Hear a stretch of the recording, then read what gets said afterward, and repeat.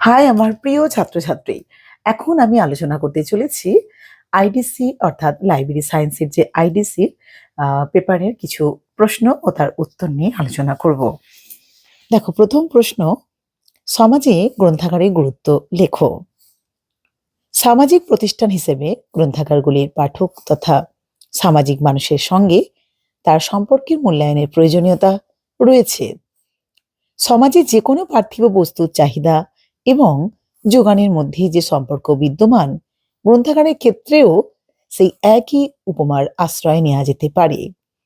কোনো একটি বস্তুর উৎপাদক হলো তার স্রষ্টা। দ্বিতীয়ত, ব্যক্তিটি পরিবেশকের ভূমিকায় অবতীর্ণ, এবং তৃতীয়, জনপণ্যের ক্রেতা বা ব্যবহারকারী রূপে চিহ্নিত। গ্রন্থাগারের উপযোগিতাও ঠিক এইভাবে বিশ্লেষণ করা যেতে পারে।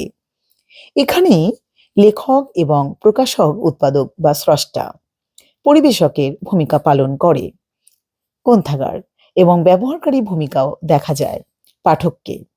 পাঠক ভালো জিনিসের আকাঙ্ক্ষা করে। উৎপাদনকারী অর্থাৎ লেখক এবং প্রকাশক মহৎ সৃষ্টিতে আগ্রহী, কিন্তু পরিবেশক তথা গ্রন্থাগার লেখক এবং পাঠকের মধ্যে পরিবেশক রূপে নিজেকে নিয়োজিত রাখে। বিক্রেতা ও পরিবেশক সদাই ক্রেতার অন্বেষণে উন্মুক্ত থাকে। ক্রেতা কিন্তু পরোক্ষে পারদর্শী এবং সভাপতি উৎকৃষ্ট উৎপাদনের প্রত্যাশী। তাই গ্রন্থাগারিক যদি স্বীয় ভূমিকা পালনে ব্যর্থ হন, পাঠক কিন্তু সর্বক্ষেত্রেই বঞ্চিত হন না। কিন্তু শিক্ষিত এবং সচেতন পাঠকের ক্ষেত্রে তা সত্য নাও হতে পারে, এবং সেখানেই দক্ষ গ্রন্থাগারিকের ভূমিকা অপরিহার্য রূপে প্রতীয়মান হয়। সামাজিক পটভূমিকায় গ্রন্থাগার দুরকমভাবে সমাজের সেবায় নিয়োজিত থাকে। গ্রন্থাগারের প্রথম কাজ পাঠককে আনন্দ দান, এবং দ্বিতীয় কর্তব্য শিক্ষার প্রসার। কথাটি এইভাবে বলা যেতে পারে, আনন্দের মধ্যে দিয়ে জীবনমুখী শিক্ষা বিস্তার। সব দেশেই সমাজের সকল স্তরে জ্ঞান ও শিক্ষাকে সমানভাবে বিতরণ করতে উৎসুক। দেশের প্রগতির পথে শিক্ষার এই প্রসার একটি অত্যাবশ্যকীয় পদক্ষেপ। নিরুৎসুক মানুষকে উৎসুক করে তোলা এবং আগ্রহী পাঠককে জ্ঞানার্জন আরো বেশি করে উৎসাহী করা আধুনিক গ্রন্থাগারের অন্যতম কর্তব্য হিসেবে স্বীকৃত হয়েছে। তাই এই নতুন পরিবেশে গ্রন্থাগার শুধু জ্ঞানের ভাণ্ডার নয়, জ্ঞানের দিশারিও বটে। আধুনিক সমাজে স্বপ্ন এবং সাধনা স্বাধীনতা কেন্দ্রিক। আধুনিক সমাজের আদর্শগুলি গণতান্ত্রিক বুনিয়াদের উপরে প্রতিষ্ঠিত, এবং গণতান্ত্রিক চেতনা উন্মেষে স্বাধীনতা শব্দটি একটি বিশেষ তাৎপর্য থেকেই যায়। চিন্তার স্বাধীনতা, জ্ঞানের প্রসারতার স্বাধীনতা এবং শিক্ষা বিস্তারের স্বাধীনতা, উদার এবং সচেতন মানুষের প্রবৃত্ত স্বাধীনতার এই বোধটি উজ্জীবিত হতে পারে একমাত্র গ্রন্থাগারের যথার্থ ভূমিকা পালনের মধ্যে দিয়ে। গ্রন্থাগারকে বিচ্ছিন্ন প্রতিষ্ঠান রূপে না ভেবে তাকে মানুষের সার্বিক মঙ্গলের জন্য সমাজের একটি বিশেষ অঙ্গ হিসেবে পরিগণিত করতে হবে। জীবনের নিরানন্দ পরিবেশে আনন্দের উপকরণও বড় কম নয়। ঘাত প্রতিঘাতপূর্ণ মরুময় জীবনে মানুষের আনন্দের মরুদ্যান পেতে চায়, কিন্তু অন্যান্য উৎসগুলির মধ্যে পরিমিত বোধের অভাব এবং নেহাতি ক্লান্তিকের আনন্দেরই অস্তিত্ব থেকে যায়। সে সে আনন্দের উপকরণগুলি মানুষের অগ্রগমনে বিশেষ ভূমিকা পালনে ব্যর্থ হয়। কিন্তু গ্রন্থাগার মানুষকে যে আনন্দ দেয়, সে আনন্দ সর্বপরিব্যাপ্ত, সৃজনধর্মী এবং চেতনা উন্মেষকারী। বেতার, দূরদর্শন এবং চলচ্চিত্রের মাধ্যমে মানুষ আনন্দ আহরণ করে, কিন্তু এর ফলে আনন্দদানী গ্রন্থাগারের ভূমিকা গৌণ হয়ে যায়নি। এ যেন হেমাগ্নির পাশে কেরোসিন শিখা।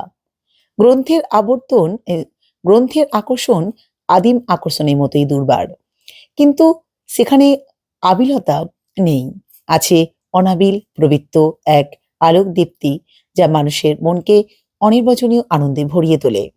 সুতরাং সামাজিক প্রতিষ্ঠান হিসেবে গ্রন্থাগার সমাজের বিভিন্ন শ্রেণী এবং বিভিন্ন রুচির মানুষের কৌতূহলের আকাঙ্ক্ষা চরিতার্থতায় নিয়োজিত। এখানেই আধুনিক গ্রন্থাগারের নতুন মূল্য দেখা দিয়েছে। জনসংখ্যার বিভিন্ন উপায় সুপ্রচলিত থাকা সত্ত্বেও গ্রন্থাগার সমাজের অপরিহার্য অঙ্গ। এবং এই প্রতিষ্ঠানের পরিচালনা হিসেবে গ্রন্থাগারিক একজন বিশিষ্ট সমাজসেবী।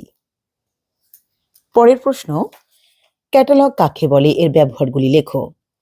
গ্রন্থাগার সংগ্রহের দর্পণ হচ্ছে ক্যাটালগ। গ্রন্থাগার ব্যবহারের মাধ্যম হিসেবেই পাঠক ক্যাটালগ ব্যবহার করেন। তালিকা সাধারণত একমুখী হয়, অর্থাৎ একটিমাত্র পদ্ধতিতে লিপিবদ্ধ হয় এবং একটিমাত্র পদ্ধতিতেই তথ্যানুসন্ধান করা হয়। ক্যাটালগের ব্যবহার করতে পারেন স্বল্পতম সময়ের মধ্যে পাঠকের প্রয়োজন অনুযায়ী বহুমুখী ব্যবহার করে। পাঠক যদি নির্দিষ্ট তথ্য বা গ্রন্থের পরিচয় লাভ করতে পারেন তবেই এই ক্যাটালগের ব্যবহার সার্থক হবে। প্রত্যেক গ্রন্থাগারে ক্যাটালগ থাকে একটি, কিন্তু তার ব্যবহার হয় বহুমুখী। বহুমুখী ব্যবহার বলতে বোঝায় পাঠক ও ব্যবহারকারী নির্দিষ্ট প্রয়োজনে বিভিন্নভাবে ব্যবহার, যেমন গ্রন্থাগারের নাম অনুসারে, গ্রন্থের নাম অনুসারে, বিষয় অনুযায়ী, গ্রন্থকারের নাম অনুযায়ী, সিরিজ অনুযায়ী অথবা অন্য কোনো ভাবে। সাধারণত পাঠক যখন ক্যাটালগ ব্যবহার করতে আসেন তখন তার মনে নিম্নলিখিত প্রশ্নগুলি, যে কোনো একটি অথবা একাধিক প্রশ্ন থাকতে পারে, সেই প্রশ্নগুলি উত্তর তিনি ক্যাটালগের মাধ্যমে পেতে চান। কোনো বিশেষ লেখকের লেখা বিশেষ গ্রন্থ আছে কি? কোন বিশেষ লেখকের লেখা কোন কোন গ্রন্থ আছে? একটি বিশেষ বিষয় সম্পর্কে লেখা বিশেষ গ্রন্থ আছে কি?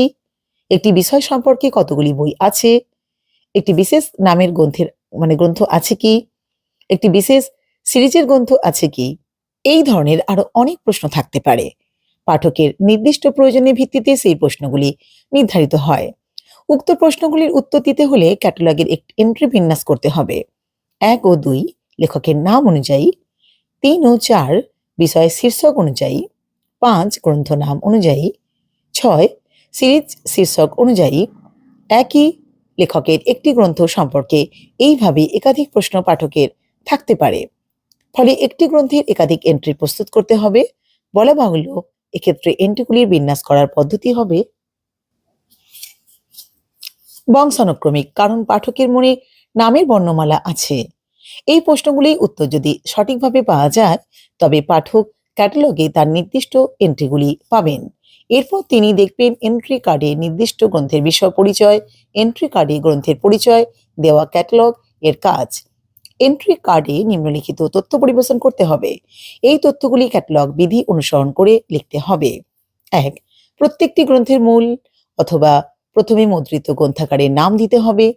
তিনি লেখক, সম্পাদক, অনুবাদক, সংকলক বা অন্য ব্যক্তিও হতে পারেন। 2. গ্রন্থাগার নামের এন্ট্রি কার্ডগুলি এমনভাবে বিন্যাস করতে হবে যার ফলে একই গ্রন্থাগারের সবগুলি গ্রন্থের এন্ট্রি কার্ডগুলি পাশাপাশি বিন্যস্ত হয়। 3 নাম্বার, প্রয়োজন বোধে গ্রন্থ নামের এন্ট্রি কার্ড প্রস্তুত করতে হবে। 4 নাম্বার, বিষয় শিরোনামে এন্ট্রি কার্ড প্রস্তুত করতে হবে। 6 নম্বর, এন্ট্রি কার্ডে বিশদ গ্রন্থ পরিচয় দিতে হবে। 6 নম্বর, মুখ্য এন্ট্রি কার্ডে বর্গীকরণ সংখ্যা সহ কল নম্বর দিতে হবে।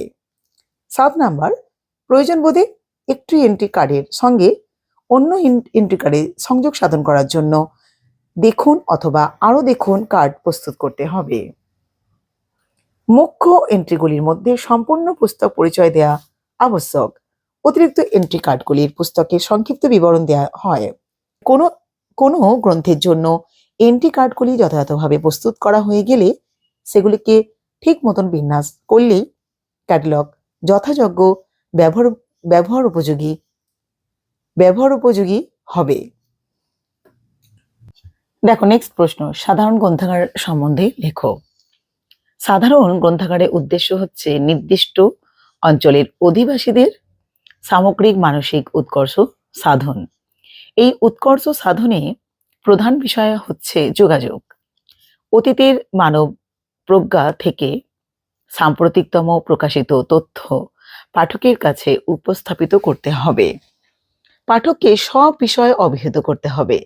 পাঠকের সুনির্দিষ্ট প্রয়োজনীয় তথ্য ও সংবাদ পরিবেশন করতে হবে। পাঠকের শিক্ষাগত এবং সাংস্কৃতিক স্তর বিবেচনা করে তার ক্রম উৎকর্ষের ব্যবস্থা করতে হবে। পাঠক তাঁর নিজের প্রয়োজন সম্পর্কে গ্রন্থ বা তথ্য সম্পর্কে অবহিত না হতে পারে, সেক্ষেত্রে গ্রন্থাগার তাকে অবহিত হতে সহায়তা করবে। যে স্থানে গ্রন্থাগার প্রতিষ্ঠিত হয় সেই অঞ্চলে অধিবাসীদের সকল রকম সামাজিক সাংস্কৃতিক উন্নয়নের দায়িত্ব গ্রহণ করতে পারে গ্রন্থাগার।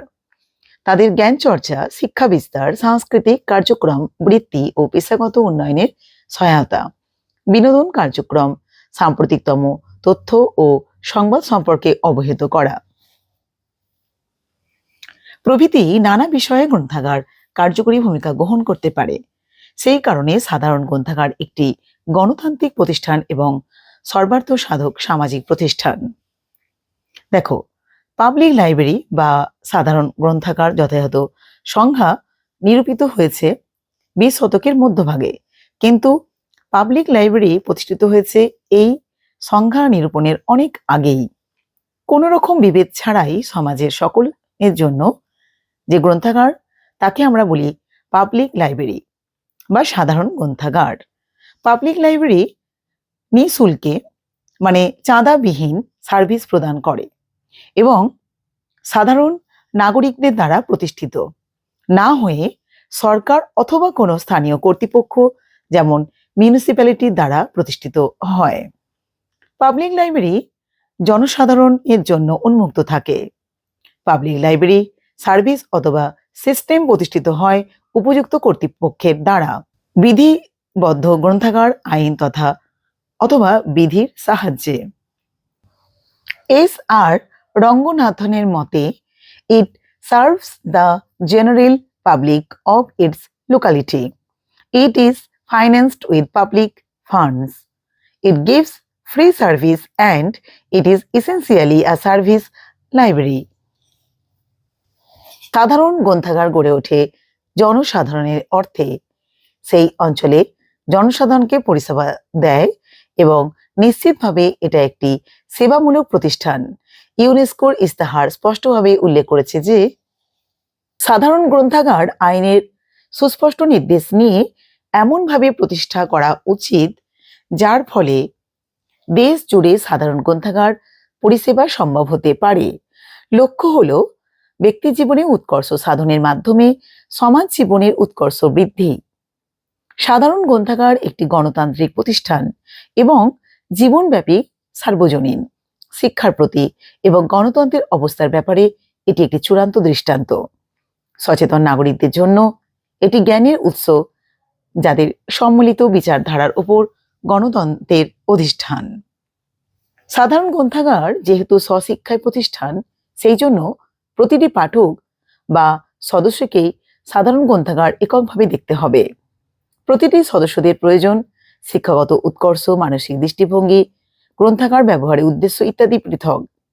সাধারণ গ্রন্থাগারের উদ্দেশ্য হচ্ছে প্রতিটি পাঠকের নিজস্ব প্রয়োজন এবং অর্জিত জ্ঞানকে ভিত্তি করে পাঠকের সামাজিক, সাংস্কৃতিক, মানসিক উৎকর্ষ বিধানে সহায়তা করা। এক্ষেত্রে গ্রন্থাগারিক সহায়ক, নির্দেশক, শিক্ষক এবং সহকারী ভূমিকা গ্রহণ করেন। সদস্যদের নিম্নলিখিত দিকগুলি ধারাবাহিক ক্রম উন্নয়ন করা কর্তব্য। জ্ঞানের প্রসার, প্রতিটি পাঠকের উচ্চতর স্তরে জ্ঞান চর্চার ব্যবস্থা করা। প্রবণতা, উপযুক্ত পাঠ নির্দেশের ব্যবস্থা করা। প্রণয়ন, পাঠককে গ্রন্থাগার মুখী করা প্রয়োজন।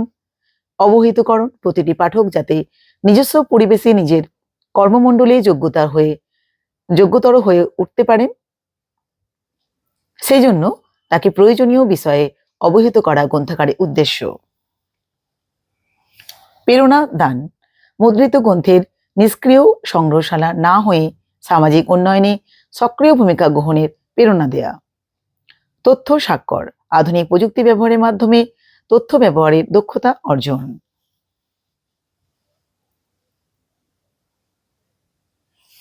কার্যাবলী, স্বশিক্ষায় উৎসাহ দান, সামাজিক সাংস্কৃতিক কেন্দ্রে হিসেবে কাজ করা, জাতীয় সংহতি বিকাশে চিন্তা শক্তি, বোধ শক্তি বৃদ্ধি করা, সামাজিক পরিবর্তনের অংশীদারিত্ব। ইউনেস্কোর সাধারণ গ্রন্থাগার ইস্তাহার 1972 সালের সংশোধনীর এক অংশে বলা হয়েছে, সাধারণ গ্রন্থাগার বয়স্ক ও শিশুদের তাদের সময়ের সঙ্গে যোগাযোগ রাখার সুযোগ, তাদের শিক্ষার অবিচ্ছিন্ন সুযোগ, বিজ্ঞান ও কলা বিষয়ের উন্নয়ন তাদের সচেতন রাখার ব্যবস্থা করে দেবে। এর বিষয়সূচির মধ্যে জ্ঞান ও সংস্কৃতি বিবর্তনের সজীব নিদর্শন থাকা দরকার, যা সর্বদাই পর্যালোচনা সময়োপযোগী করে আকর্ষণীয় ভঙ্গিতে পরিবেশন করতে হবে। এভাবে তাদের মতামত থেকে জনসাধারণ উপকৃত হবে এবং তাদের সৃজনশীল ও বিশ্লেষণমূলক জ্ঞান সেই সঙ্গে হৃদয়ঙ্গম করার শক্তি বৃদ্ধি পাবে। এই দৃষ্টিভঙ্গিতে সাধারণ গ্রন্থাগারের কাজ হলো তথ্য ও শিক্ষার উৎসমুখের প্রবেশের সুযোগ করে দেয়া, প্রথা বহির্ভূত ও জীবন ভয় স্বশিক্ষায় উৎসাহ দান করা, সামাজিক ও সাংস্কৃতিক কেন্দ্র হিসেবে কাজ করা, স্থানীয় সাংস্কৃতিক কে ঐতিহ্যের উপকরণ ও সংগ্রহ করা, চিন্তা শক্তি উদ্দীপিত করা, বোধ শক্তিকে বৃদ্ধি করা, গণতন্ত্রের বুনিয়াদকে আরো বেশি করে জোরালো করা, জাতীয় সংহতি বিকাশে গুরুত্বপূর্ণ ভূমিকা পালন করা, ডিজিটাল নাগরিকের ধারণাকে গড়ে তোলা, তথ্য সাক্ষরতা প্রসার ঘটানো। তো এই পর্যন্তই থাকুক। তো খুবই গুরুত্বপূর্ণ 3টে প্রশ্ন উত্তর নিয়ে আলোচনা করে দিলাম। তো ভিডিওটা ভালো লাগলে অবশ্যই তোমরা লাইক, কমেন্ট, শেয়ার করো। সবাই খুব ভালো থেকো। আজকের মতন টাটা, বাই।